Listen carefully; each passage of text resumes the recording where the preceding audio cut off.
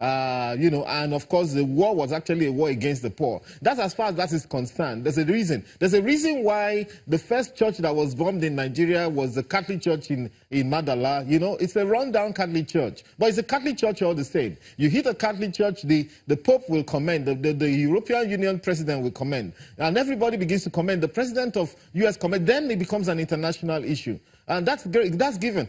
Now, even the recent ones called the Fulani Herders crisis. Yes, part of it is local, but there's also a likelihood of an intelligence war riding on that as well. Because some of the things that I've seen them do don't make sense at all. We've always seen the herders. Of course, there's an issue with herding. You know, I was in Bayelsa last week or thereabout. You see the herding going on there all over the country. So it's wrong for us to, at this age and time, be talking of herding of cows all over Nigeria. It is not normal. It is not modern. It does not conform. And those children that are even doing the herding, they should be in school.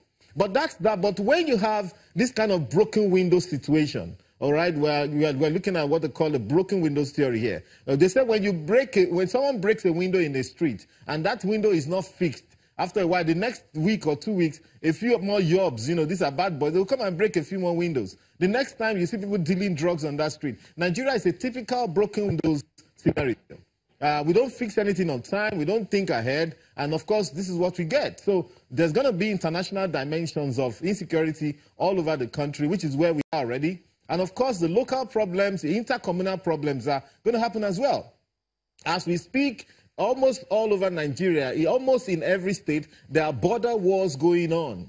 Even in the southwest of Nigeria, even in Cross River State, as I speak to you, in Ebonyi State, in Gombe State, in Kwara State, there are intercommunal border wars going on that nobody seems to care about, and our people are killing themselves. This is not the way we're supposed to live, but if our leaders don't have an idea of where we ought to be as a people, if they're not getting into the minds of the people, if they are keeping the people in so much want and penury, that is what you get. And, of course, the nation becomes target practice for whoever wants to do whatever they want to do. All sorts of intelligence wars going on. And the money that we should use for educating our children and for health purposes and to do our roads, we spend them buying guns and begging countries to please sell helicopters for us. It's a pathetic scenario that we have found ourselves. All right, let's get a perspective of an expert in the area of security, especially when it comes to issues of terrorism. So we have Pt.2 Olodo. He rejoins us now from London. I guess we've started that out again. It was quite interesting how it turned out earlier. So thank you so much, Mr. Olodo, for your time.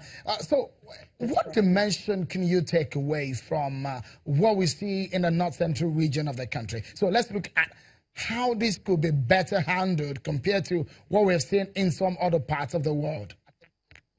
I think part of the challenges we have is that we do not have a proper implementation strategy as clearly identified by my colleague that spoke earlier before myself, because we have a situation where the Nigerian government seems not to be very sympathetic to the situation. And this is more of a class war here, where the areas that Boko Haram is hitting, the crowded places, are areas that are not really plowed by the people that you call the elite. Because if it's an airport that is bombed, if it's the National Assembly that is bombed or attacked, you will see that the response will be quite different. I'm not saying that the Nigerian government is insensitive. Of course not. That's not what I'm saying. What I'm saying is that in terms of approach and a quick response to situation that is being adopted by the federal government is not good enough when you benchmark it across the world in terms of how things are done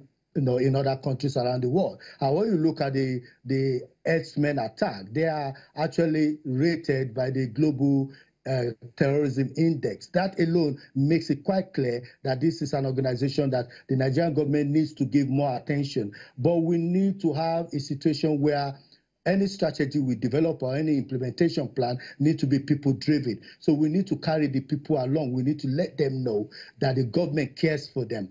And I think that is the first step that the government needs to take in dealing with this issue. Before I allow you to go, Mr. Olodo, tell us the kind of visit that the president will be making to Benue, for example. What kind of template do you envisage that this will take, especially when the leader of a country visits a troubled zone where lives have been taken? Like in normal practice around the world, the president is really going to meet with the top grass people and then sympathize with people that are in the IDP camp, which is good because it's important for the president to show that he's still human, he can still feel the pain of the people on the ground and give them reassurance, meet with the troops who are trying to address and maintain peace. That is important, and give confidence to the leadership that they are not alone in dealing with this issue. But I think beyond this, the cut rates operation need to be people-driven. They need to ensure, and very, very importantly, ensure that the human rights issues are addressed so that the challenges that always reoccur when you have military posted into areas that are hotspot areas do not reoccur, so that people do not lose confidence in what they do. Mr. Pt.2 talking to us from London. Thank you so much for your time. He's a preventive terrorism expert. Thank you so much. Up next on the program, everyone, the issues about the claims to the jumbo pay of the senators or perhaps our parliamentarians in Nigeria comes up again. We're hearing Senator Shehu Sani spill the beans on what himself and his colleagues earn, what some people say is an outrageous pay our lawmakers take home. That's next on the conversation tonight on the program. Join us again, everyone.